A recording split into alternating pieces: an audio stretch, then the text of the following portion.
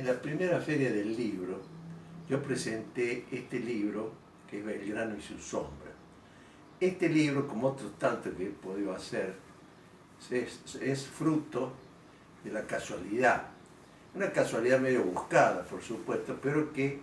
en parte se debe a eso de que uno encuentra la documentación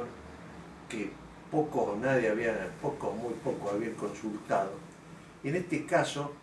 estando en Sevilla, que habíamos ido por pocos días con mi mujer, yo me voy a la casa de contratación, que es el Archivo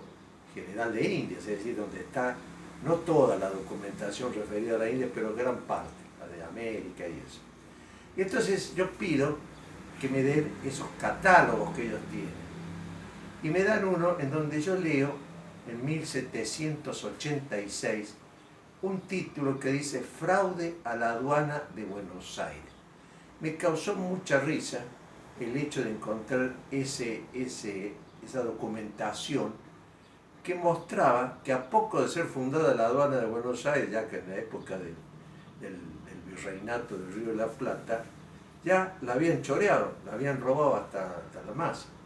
Y entonces mando a buscar la documentación que hay y me traen dos gigantescos mamotretos, que eran 1200 fojas, en dos tomos, digamos, donde estaba todo el juicio que hay con motivo de ese robo, que encuentra el virrey Loreto. El virrey Loreto se hace cargo del virreinato y resulta que pide, no sé, comprar café o qué sé yo, y le dice, mire, creo que había 30 pesos. ¿Cómo tiene eso? Son las reservas del virreinato. Tal vez era absurdo. Sí, era lo que había quedado de las maniobras de un grupo de comerciantes, de funcionarios de la aduana y de otros allegados a ese digamos, grupo fundacional. Lo pido a ese gigantesco expediente y les digo, mire, ¿pueden hacer una fotocopia? No, dice, acá hay tal cantidad de documentos que esto va a Madrid, se hace la fotofilmación, se hace una filmación y dentro de 5 meses usted lo va a tener en su ciudad, en su pueblo, donde sea. Bueno, di unos $, estaba acá en La Rioja en mayo de ese año y me llega un paquete con toda la documentación filmada. Y ahí fue el problema, porque tardé más en buscar cómo pasarlo en limpio, toda esa documentación filmada, que el tiempo que dediqué al libro. En realidad el libro también dediqué mucho tiempo, pero al final logré que un hermano mío me hiciera 600 copias, fotos grandes, y con ese material me puse a leer lo que decía. No sabía bien qué había ahí, era una corazonada. Y entonces, al ponerle al número 100 de esas fotografías, que yo ya estaba desesperado, y he gastado dinero, tiempo al cuente, resulta que comienza a citarse a Domingo Belgrano Peri, es decir, el padre de Belgrano, que estaba, de acuerdo a lo que va saliendo de esa documentación, que era uno de los principales, digamos, encartados en ese fraude gigantesco. Belgrano Peri, de origen italiano, había venido a América, era ya ciudadano español, digamos, era comerciante, monopolista, productor, etc. Y tenía comercio con Cádiz, con Cuba y hasta con Filipinas, es decir, era uno de los más importantes comerciantes de la época, que uno piensa para qué, sabiendo cómo le iba a ver, pues el monopolio indudablemente enriquecía a los comerciantes españoles, para qué se metió en ese balurdo. Bueno, parece que él era amigo del administrador de la aduana, y entre ellos, los dos y otros 3 o 4 comedidos comenzaron a manipular el tema de explotarla, de robarla a la aduana, cosa que lograron incluso por una suma gigantesca. Para la época eran casi 2 años consecutivos de todo lo que entraba a la aduana, es decir, era una suma espectacular. E inmediatamente el marqués Loreto no tiene piedad. Y a este hombre, que tenía una familia numerosa, 37, de ahí saqué en esa documentación unas 6 o 7 cartas de la madre de Belgrano, que era la que se puso al frente digamos, de las gestiones para tratar de que a su marido lo dejaran en libertad o que le hicieran un juicio más acelerado. En definitiva, el padre de Belgrano, entre pito y flauta, estuvo 5 años preso y al salir en el año 94, el año siguiente se murió. Pero lo que en el libro, la tesis que yo hago en el libro, porque tiene, digamos, un sentido este libro de Belgrano y su sombra, es que Manuel Belgrano en ese entonces se acababa de recibir ya de abogado en España, donde él había ido como eran pocos los que podían ir a estudiar a Europa, porque las universidades de acá, a no ser la de Charcas, ahí en el Alto Perú, eran realmente más que nada de tipo teológico y jurídico, pero lo que interesaba a otros personas, como en el caso de la familia Belgrano, era que su hijo estudiara en una buena universidad. Él va a Europa en el 86, a los 16 años,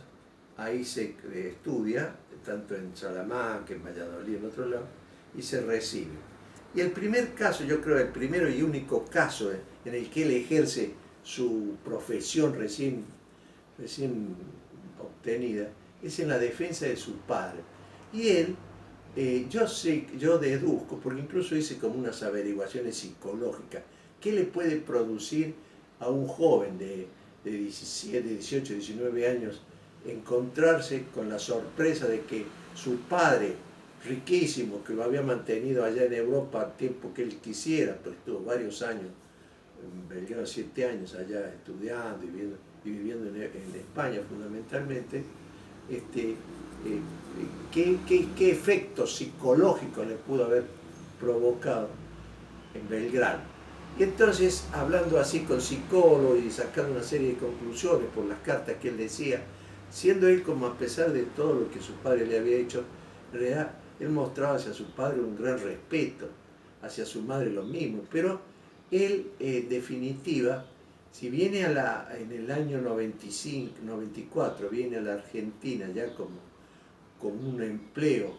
en el consulado recién creado, que era el organismo que agrupaba a los comerciantes españoles, y él era el único criollo, eso lo hace, yo decía, ¿por qué este hombre quedó tan en la lona, siendo como era hijo de una familia tan pudiente? Y sí, había quedado en la lona, tanto así que al poco tiempo, él además de hacer gestiones para su padre, para que apuraran el juicio, y él va a la corte de Carlos III al principio y Carlos IV después, habla con los funcionarios, secretarios, incluso habla de la decrepitud, digamos, moral de todos esos funcionarios, que todo lo que le pedían eran coimas. Él logra que avance el juicio, pero la madre también, además, manda cartas que son preciosas y que da a conocer una madre casi desconocida, porque las cartas de la madre de Belgrano no habían sido publicadas. Por eso el hallazgo para mí fue interesante en cuanto se dio que había cartas inéditas, como eran las cartas de la madre de Belgrano, que yo las publiqué en un número hace unos años en la revista Toda Historia. Pero lo que sí, la conclusión que yo saco de ese periodo de la vida de Belgrano, que él se fortalece con la adversidad, busca salir a flote por sus propios medios, y además él va a adquirir como un desprecio por la riqueza, va a ser tolerante, no hay que olvidar que él, por ejemplo, entre las tantas cosas que a él le aprovecha estar en esos años justamente de la Revolución Francesa, él logra que la Iglesia le permita leer libros que estaban prohibidos, porque él era, además de muy católico, muy curioso. y sabía varios idiomas. Sí, él se empapa de todo ese proceso revolucionario que va a cambiar la cara del mundo y viene con muchas de esas ideas nuevas y renovadoras y revolucionarias. Es decir, el hecho de tener un padre así incurso en un delito grave, a él le sirvió como para fortificarse personalmente y ser el Belgrano que conocemos, desprendido, tolerante, lleno de una mente equilibrada, respetuoso, es decir, todos valores que hoy mismo, después de 200 años de su muerte, se siguen valorando, y es así que Belgrano, junto con San Martín y Güemes, pero fundamentalmente Belgrano por sus inquietudes culturales y todo,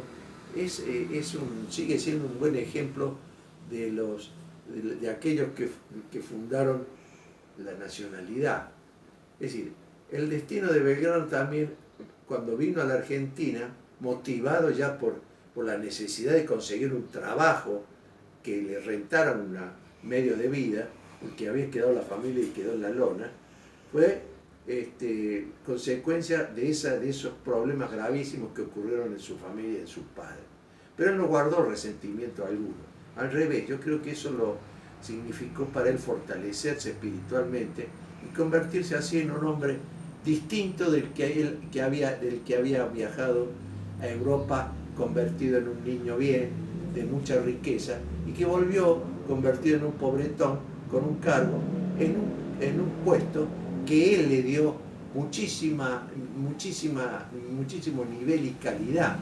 porque él, a partir de ese cargo que ocupaba, motivó de varios intentos muy originales, como era hacer concursos para ver cómo se podía solucionar, por ejemplo, un tema tan aparentemente vulgar como eran los gorgojos. El gorgojo se comía la mitad o más, qué sé yo, de la producción que iba en un barco, entonces todo era pérdida. Él hace eso, después hace otra, la educación, e inventa de ahí aquellas propuestas surgidas de ver, por ejemplo, el nivel, digamos, no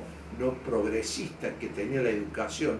de obligar a que se creara, por ejemplo, una escuela de matemáticas, una escuela de náutica, una serie de elementos, y también de comercio, porque él sostenía que era necesario que también los jóvenes supieran cómo ser comerciantes, pero honestos, por supuesto. Y ahí sale ese Belgrano que fue escamoteado, todo este tema que yo lo planteé en el libro, que lo había olvidado, o pasó por alto Mitre, que no habló de eso nada, casi pasó por alto también con Mario Belgrano, y casi todo lo que escribieron sobre Belgrano en España. Creo que ese es el aporte principal de esta obra, que bueno, que como yo digo, fruto de la casualidad, pero una casualidad que medio responde a esa curiosidad de ver qué vas a encontrar en ese gigantesco archivo que tiene 80 millones de documentos, y que tuve la suerte de encontrar unos que me sirvieron muchísimo para escribir ese libro.